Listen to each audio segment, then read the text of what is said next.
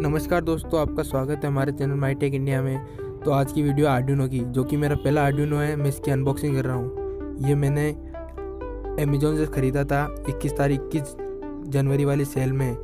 ये मुझे 450 रुपये का पड़ा। तो इस अनबॉक्सिंग वीडियो के बाद मैं आर्डिनो के प्रोजेक्ट की वीडियो भी डालूंगा। तो बने रहिए हमारे चैनल माई टेक इंडिया के साथ। दोस्तों, यह board Arduino Uno 8 mega 328 IC वाला बोर्ड है। SMD IC वाला बोर्ड नहीं है ये।